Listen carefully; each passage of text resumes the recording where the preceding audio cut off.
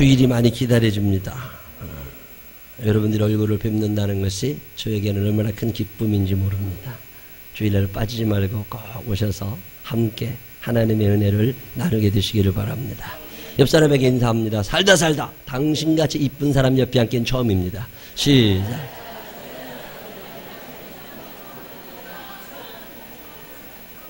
어디를 쳐다보라고요? 눈을 봐. 눈 깔지 말고 눈을 똑바로 쳐다보며 손을 꼭 잡고 살다 당신같이 이쁜 사람 옆에 앉기는 처음입니다. 시작.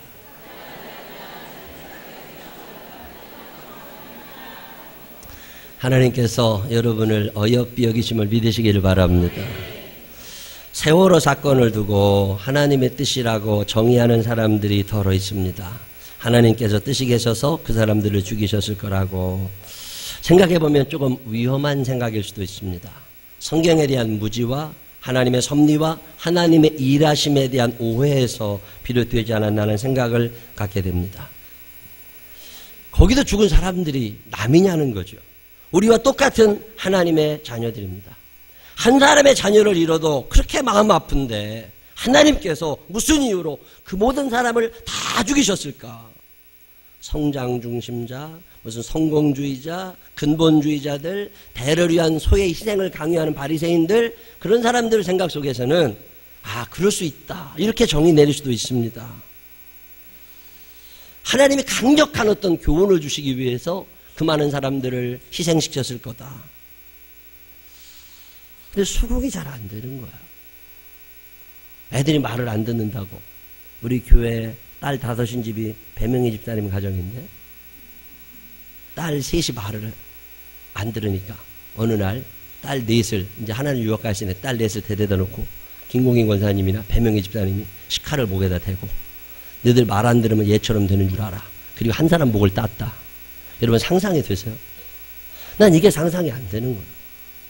하나님이 얼마나 강력한 음성을 주시려고 멀쩡한 사람들을 죽이시면서 하나님의 말씀을 그렇게 선포하셨다? 그게 수긍이 잘 안 됩니다. 수많은 전쟁, 수많은 아픔의 사건들을 하나님께서 다 뜻이 계셔서 일으키신 것일까? 지난주에 이런 문제를 가지고 기도하다가 문득 아파하시는 하나님의 마음이 느껴졌습니다. 하나님은 사랑이시거든요.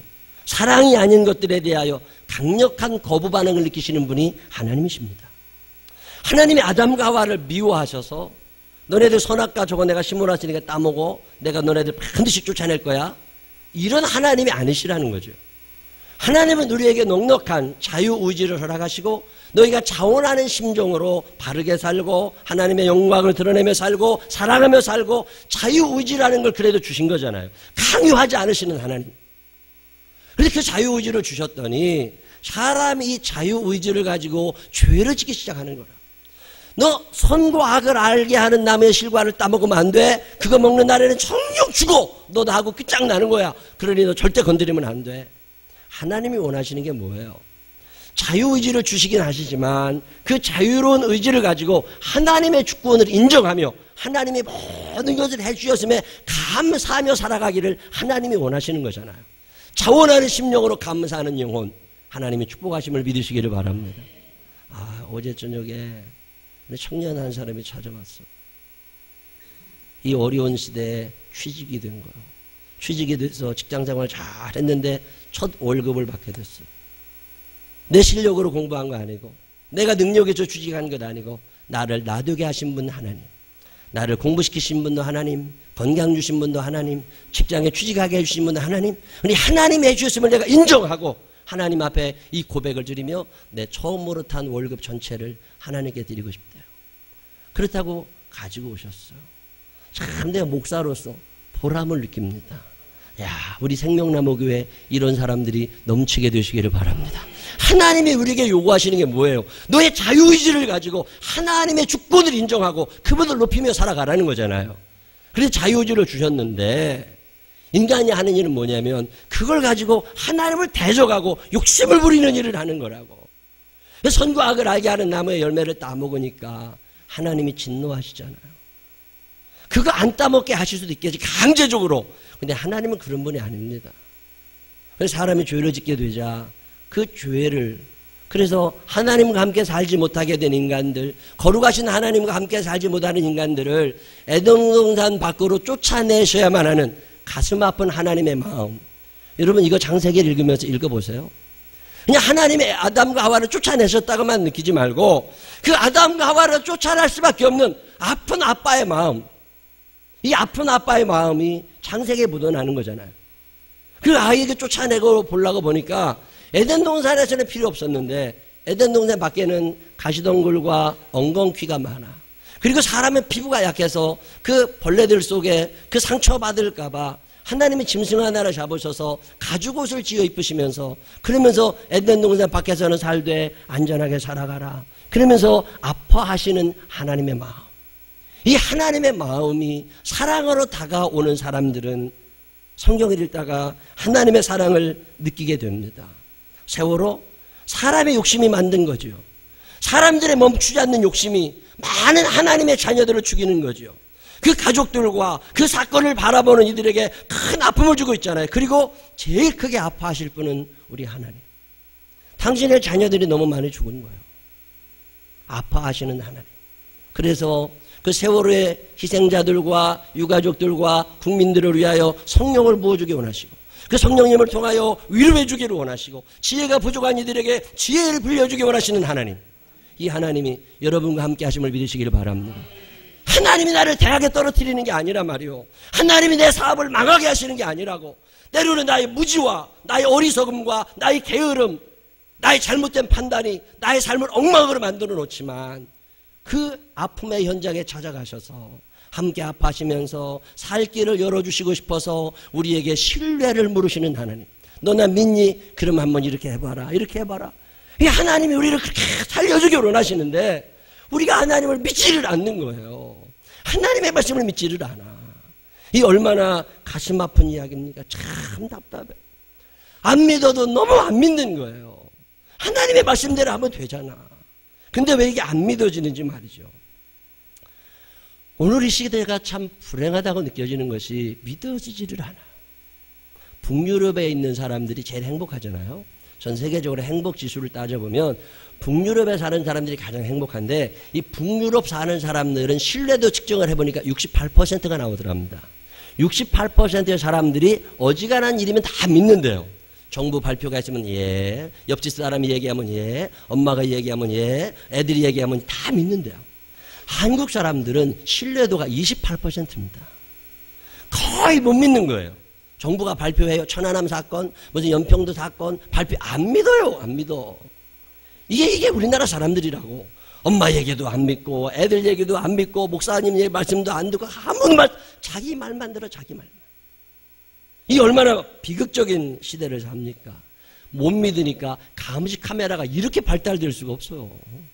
아무도 안 믿으니까 지금 유치원에도 지금 교실마다 감시 카메라 달아놓게 생겼습니다. 지금 아무도 못 믿는다고.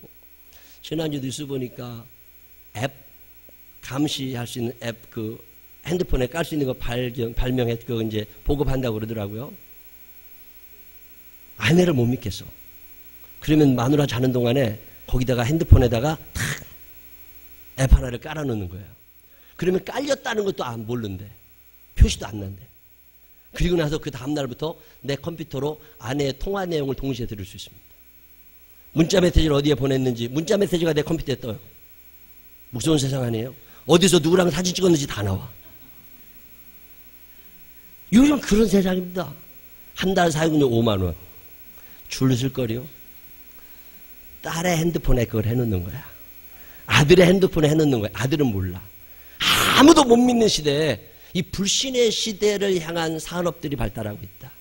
이게 얼마나 비극적인 사회냐는 거죠. 사람들의 눈이 뭔가 잘못되어 갑니다. 경찰관들이 세월호 사건 때문에 유병헌 뭐 이런 사람 잡으려고 쫓아다니다가 잠을 하도 못 자니까 얼마나 힘들겠어요. 그러니까 거기 모여가지고 강당에서 잤대요. 그래서 그거 사진을 찍어가지고 경찰관들이 도둑은 안 자고 다 잠만 자고 있다고. 왜 이런 생각을 하느냐 말이에요. 아무도 못 믿거든. 자기들을 그렇게 살지 모르지만 저는 그 신문을 보면서 너무 답답했습니다. 3박 4일, 4박 5일 잠도 못 자고 얼마나 범인 쫓아다니고 힘들고 상관들한테 꾸지람 듣고 말은 안 되고 일은 안 되고 얼마나 잠을 못 자고 고생했으면 이 짧은 시간에 저기서 누워서 저렇게밖에는 잘 수 없었을까. 치근한 마음이 들고 내가 기자라면 사진 찍어가지고 힘들게 이렇게 일하십니다. 우리 빨리 신고해서 잡아줍시다. 이 사람들 좀 편하게 해주십시다. 뭐 이런 얘기를 왜 못 쓰고 꼭 매일마다 그렇게 잠만 자고 있는 사람처럼 왜 세상을 그렇게 만들어 가는지 참 답답함을 금할 수가 없습니다. 높은 사람이 가서 라면 하나 끓여 먹었다고 얼마나 밥 먹을 틈도 없이 일을 하고 돌아다녔으면 라면 하나도 끓여 먹을 시간이 없어서 그 중에서 잠깐 라면 하나 먹는데 밥 3끼 배부르게 먹고 간식도 먹고 있다고. 이게 뭔가 잘못된 세상 아니냐 말이지. 우리가 사는 세상이 너무 불행해지고 있습니다. 여기 잠실에 빌딩 큰 거 있잖아요. 100몇 층짜리 짓는다고. 그거 부실공사라고 매일마다 야단치는 사람들이 있어. 그 나쁜 얘기는 다 믿어요. 좋은 얘기는 안 믿으면서 부실공사래 그래? 그리고 또 다 성토를 해대고 거기 가면 안 된다고 뭐 얘기해대고. 아니 왜 그러느냐고. 감리가 괜히 있겠어요. 감사를 괜히 받겠어요. 누가 자기 건물 지어서 부셔먹고 싶은 사람이 세상에 어디 있겠어요. 열심히 짓고 있겠지. 격려해주고 더 잘 지라고 하고 나중에 거기에 쇼핑몰이 들어오면 그 무너질 거라고 했던 여자들 가겠어요 안 가겠어요? 가면 안 되지. 가면 안 되지. 그런 말하고 다녔으면. 갈 것 같으면 말을 하지를 말든지. 이게 뭔가 비난하는 쪽으로만 우리가 발달하고 있다는 건 이 사회가 얼마나 불행한 세상이에요. 수입 소고기 먹으면 다 죽는다고. 특별히 미국산 소고기 먹으면 다 죽으니까 방부제를 쳐갖고 오는 거냐. 절대 먹으면 안 된다고. 수입 반대 뭐 머리띠 둘러대고 촛불 시위대고. 그런 사람들 지금 수입 소고기 안 먹나 모르겠어. 한우만 먹고 사는지 말이요. 세상을 보는 눈이 뭔가 잘못된 시대를 오늘 우리가 살아갑니다. 그러니 불행한 거예요. 웃는 사람이 별로 없어요. 늘 불행하다고 산다고.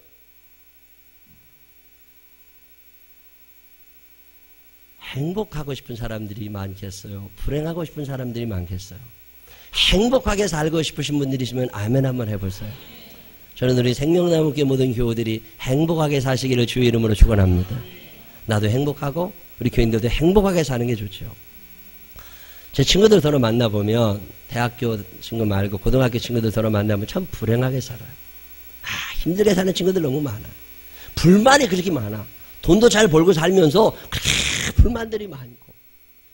성경에 보면 행복하게 살아가는 방법 그 중에 하나가 뭐냐면 하나님께 감사하며 살아가라고 말씀합니다. 감사하며 살게 되시기를 바랍니다. 세월호의 사건을 보면서 뭔 감사할 제목이 있겠어요. 그런데 그 세월의 사건에 함께 아파하시면서 우리에게 지혜를 주고 싶어 하시고 성령을 보내주셔서 위로해 주고 싶어 하시는 하나님의 따뜻한 사랑이 느껴질 때 하나님 참 감사합니다. 우리와 함께 아파해 주셔서 감사합니다. 우리에게 길을 열어주셔서 감사합니다. 감사의 제목이 저절로 나오는 거잖아요. 근데 우리의 눈이 늘 비난하고 정죄하고 불평하고 이런 쪽으로만 발달이 되다 보니까 하나님의 아픈 마음을 이해할 틈이 없는 거죠. 일리노이 대학교 심리학 교수이자 행복연구의 대가인 에드 디너 박사가 갤럽 여론조사를 토대로 145개국 36만 명을 상대로 조사를 했는데 교회에 다니는 사람이 교회에 다니지 않는 사람들보다 훨씬 더 많은 기쁨을 누리며 살더랍니다. 예수 안에서 기쁨을 누리게 되시기를 바랍니다. 성령이 내 안에 계신 증거 가운데 하나가 기뻐할 수 있다는 거예요. 미시간 대학교의 잉골하트 교수가 14개 유럽 국가 16만 명을 대상으로 조사를 했는데 거기에도 보니까 일주일에 한 번 이상 교회에 나가는 사람들 중에 85%가 삶의 만족도가 거의 탑 수준이랍니다. 그리고 신앙생활 잘하는 사람들이 얼마나 행복하겠어요. 유럽 사회복지정책 연구센터 연구팀 조사에서도 신앙심이 좋은 사람이 신앙심이 없는 사람에 비해서 이혼율이 현저히 떨어지고요. 살아가는 게 행복하답니다. 우리 교인들 중에서도 그러잖아요. 부부가 다 같이 교회 나와도 신앙생활 잘하시는 분들 중에 단 한 사람도 이혼한 사람 없어요. 그만큼 삶의 환경을 견뎌낼 수 있는 힘을 하나님이 주시는 거잖아요. 문제가 없는 게 아닙니다. 그 문제를 견뎌낼 수 있는 힘을 하나님이 우리에게 공급해 주시고, 우리의 가정이 어려워지는 것을 아파하시는 하나님께서 이것을 이겨낼 수 있는 힘을 성령님을 통하여 우리를 위로하시는 그 하나님의 역사가 여러분에게 일어나고 있는 거라고. 그러니까 행복한 거라고. 대학에 떨어졌다고 자살해야 된다고, 직장에서 잘렸다고 자살해. 왜 주고? 하나님의 무슨 뜻이 있겠지.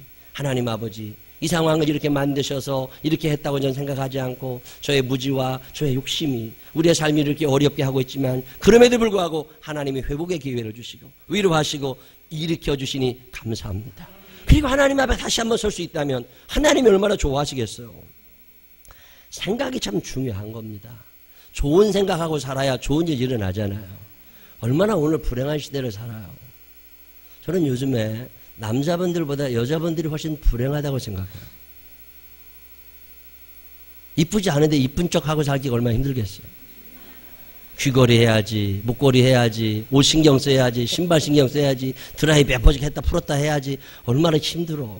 생긴 대로 나와 앉아있어도 인정해주는 사회가 되면 좋을 거 아니에요. 원래 이쁜 사람들은 괜찮습니다. 근데 그러지 않은데 그러려고 사니까 힘든 거잖아요. 자존감이 점점 떨어져 가게 되고. 무슨 생각을 하고 사세요? 뉴욕에 두 사람이 있었습니다. 한 사람은 피터 토레스라는 사람인데, 이 사람은요 몇 년 동안 노상강도를 15번 만났대. 이야, 이런 비극 없습니다. 노상강도 한 번도 평생에 안 만나는데 15번을 만났대요. 근데 연구를 해봤답니다. 왜 저 사람은 저렇게 우리나라만은 재수에 온 붙은 것처럼 저렇게 안 되는 일이 계속 일어날까? 이유가 있더랍니다. 이 사람의 취미가 공포영화 보기래요. 그냥 공포영화만 늘 보면서 두려워 떨고 사는 거야. 그러다 보니까 그런 일만 일어난대요. 윌리엄 리바인이라는 사람도 옆에 사는데, 그 사람은 정육점을 운영한답니다. 고기 쓸어 파는 사람인데 늘 웃고 판대요. 장사가 너무 잘 됐는데, 장사가 너무 잘 된다는 소문이 나고 나니까요, 한 달 동안 강도가 4번이나 들어왔대요. 그래서 털어가 4번이나 칼로 찔릴 뻔하고 총에 맞을 뻔하고. 근데 이 사람이 그 강도를 4번이나 당한 다음에 무슨 생각이 들었느냐면, 야, 우리가 장사가 잘 되긴 잘 되나 보다. 그래도 장사가 잘 돼서 강도 만난 게 장소 안 되고 강도 만난 것보다 훨씬 낫잖아요. 하나님, 장사 잘 돼서 강도 들어오게 해주셔서 감사합니다. 그리고 강도가 들어왔지만 내가 아직 살아있음에 감사합니다. 그래도 내가 준비를 해야 쓰겠으니까 하나님, 함께 아파하시는 하나님께서 대책을 좀 마련해 주십시오. 그리고 기도하는데 하나님이 지혜를 주시더래요. 그래가지고 어렵게 그 옛날에 방탄조끼 하나를 구해가지고 입었대요. 총 맞아도 살기 위해서. 방탄조끼를 입고 조금 덥지만 그러고 일을 하는데, 장사는 여전히 잘 되니까 다른 사람들이 와가지고 너 강도 또 들어오면 어떻게 할 거냐고. 방탄조끼 괜찮다고. 방탄조끼 입고 있다고 그랬더니요, 옆집에 있는 사람들이 자기들도 그런 거 좀 구해달라고 그러더래요. 그래가지고 방탄조끼를 몇 개 구해다 팔다 보니까 이게 고기 쓰는 것보다 낫더라네. 그래가지고 업종을 바꿨대요. 방탄조끼 대리점으로. 그래서 지금은 미국 전역에 방탄조끼 대리점 40개를 가지고 있답니다. 그게 그렇게 잘 돼서. 감사하며 살아가는 사람들은 어떻게든지 하나님이 길을 열어주십니다. 원망과 불평 속에 사는 사람들이 안 되는 거죠. 이 세상을 사는 동안에 왜 염려가 없겠어요? 자녀들을 가리키는 것도 염려가 많지요. 먹고 사는 건 왜? 노후 대책은 왜 염려가 안 되겠어요? 근데 성경은 우리에게 뭐라고 말씀합니까? 너희가 염려한다고 해서 키를 조금이라도 더 크게 할 수 있는 것들도 아니면서 왜 염려하고 사니? 아무것도 염려하지 말고, 아무것도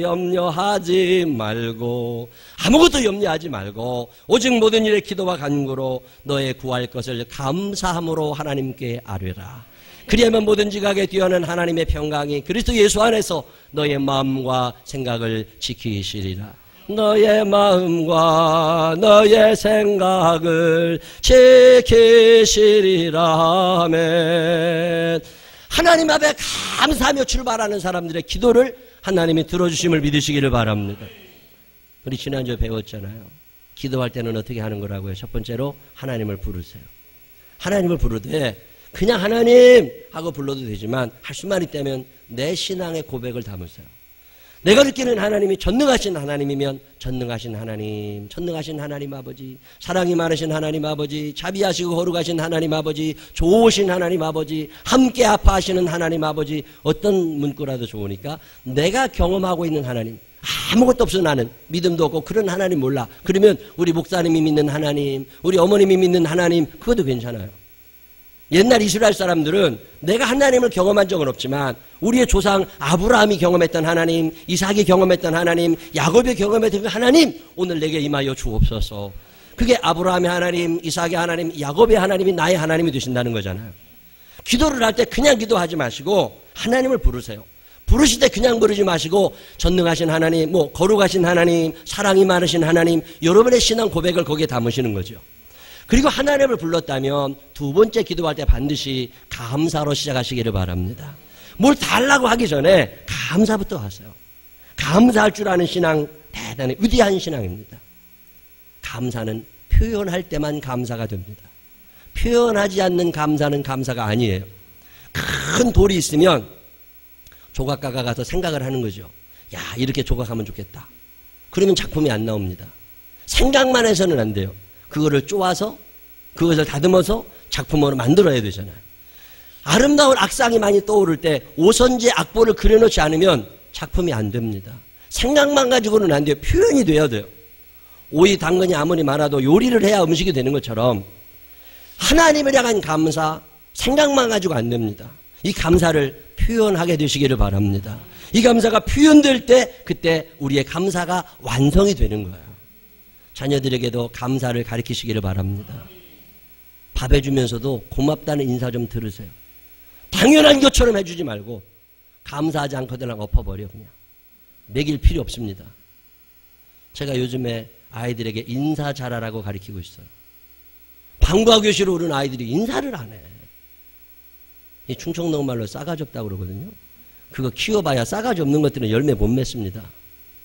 싹이 파래야 된다고. 파릇파릇해야 이게 뭐인가 나오는 거지. 싹이 노란 것들, 이것도 문제지만 아예 싹이 없는 거, 그걸 싸가지 없다고 그래요.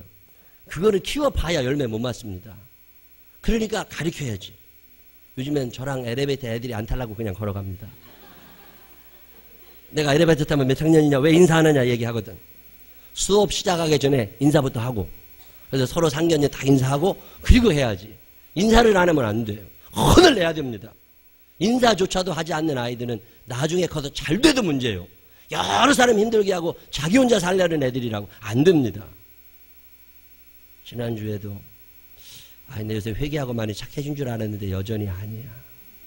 6살짜리 애가요, 교회 4층까지 와서 인사도 안 하고 돌아다녀. 전도사님을 봐도 인사 안 하고, 전도사님이 뭐라고 얘기해도 말도 안 듣고, 그리고 막 돌아다니고 시끌시끌하게 만들어놓고, 너 누가 야단쳤다고 막 복도에서 뒤집어져가지고 울어. 나는 왜 그런 걸 보면 열받나 몰라. 그걸 데려다가 두들겨 팼잖아요. 또 궁뎅이하고 등짝에다가 내 장부 손바닥 자국을 새길 정도로 두들겨 펴놨어. 막 야단을 쳐가지고 인사도 안 하고 이게 뭐하는 짓이냐. 애가 엉엉 울어. 그리고 이제 보냈어요. 저녁에 그 엄마랑 전화를 했어요. 내가 이렇게 애들 두들겨 펴놨으니까 그런 줄 알으라고 그랬더니 엉덩이에 손바닥 자국이 너무 깊이 나 있대. 그러면서 나보고 감사하대. 그렇게 애를 야단쳐 주셔서 애가 인사하는 거라도 배우게 해주셔서 감사하다고. 집에서도 그렇게 야단을 치지만 말을 잘 안 듣는데, 참 그 얘기를 들었는데 내가 너무 미안한 거야. 참 고맙다. 그렇게 받아들여 주니까 고맙다. 우리 애들이 남이에요. 걔네들이 다른 집 자식이 다 우리 애들이요. 우리가 야단치고 우리가 제대로 가르치지 않으면 큰일 날 애들입니다. 무책임하게 무관심하고 살지 말고 그 아이들에게 인사조차 가르치지 않는다면 우리가 어떻게 어른이라는 말을 할 수 있어요. 아이들이 인사하려면 인사하라고 가르쳐야 되고, 뭐라도 사주면서라도 가르쳐야지. 요즘 애들 인사 너무 하네. 감사교육이 안 돼 있는 거예요. 내가 어제 저녁에, 어젠가 그저께인가,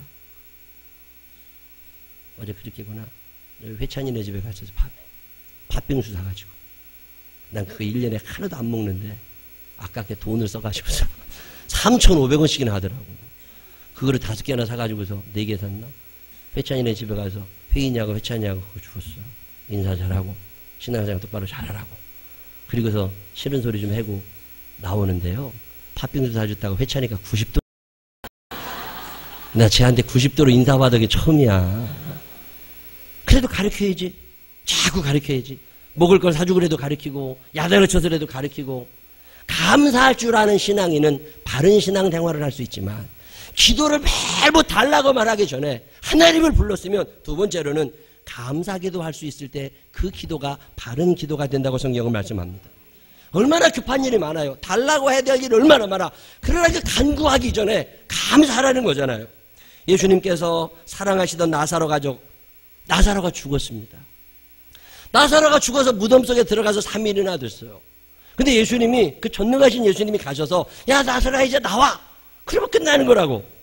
그런데 그 절박한 순간에 예수님이 무엇 하시는 줄 아세요? 요한복음 11장 41절 돌을 옮겨놓으니 예수께서 눈을 들어 우러러 보시고 이르시되 아버지여 내 말을 들으신 것을 감사하나이다.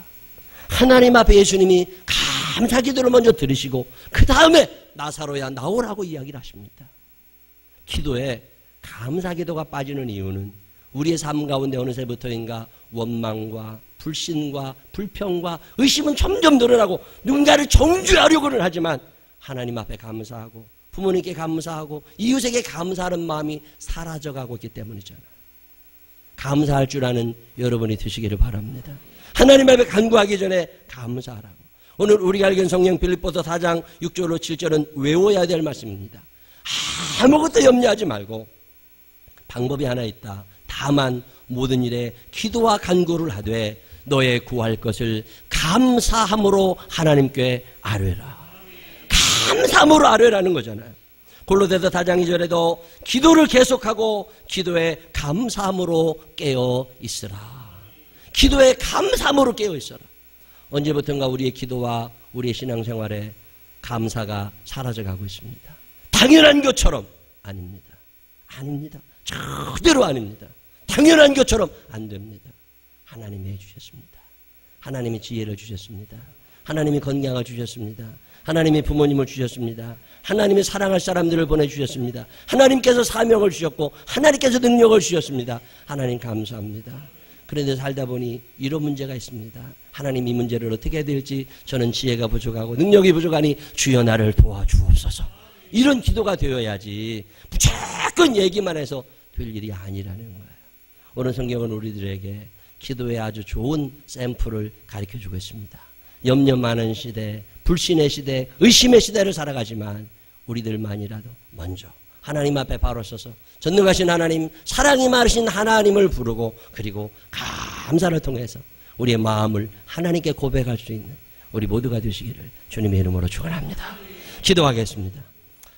하나님 아버지, 인사조차도 하지 못하고 교육조차도 시키지 못하는 무감각하고 무책임하고 무관심한 그런 시대를 살아가고 있습니다. 불신의 시대입니다. 아무도 믿지를 못합니다. 의심하게 되고 원망과 불평 속에 살아가게 되고 누군가를 비난해야 시원한 하나님 아버지, 이런 세상 원했던 건 아닌데 하나님 이런 세상을 보시면서 얼마나 가슴 아파하실까. 아담과 하와를 에덴 동산에서 쫓아내시면서 마음 아파하셨던 그 주님, 아들을 십자가에 못 박으시면서 아파하셨던 그 하나님께서 오늘 우리 때문에 얼마나 마음 아파하실까. 하나님 아버지, 감사를 잊어버리고 원망과 불평, 비난, 불신 속에 살아가고 있는 우리를 용서하여 주시옵소서. 하나님의 주권을 절대적으로 인정하며 하나님께 감사하며 살아갈 수 있는 믿음의 사람 되게 하여 주옵소서. 염려 많은 시대를 삽니다. 주님, 감사함으로 하나님께 아뢰게 하여 주시어서 모든 지각에 뛰어난 그리스도 예수의 평강이 우리의 삶을 지배하게 하여 주옵소서. 예수님 거룩하신 이름으로 기도드렸습니다. 아멘.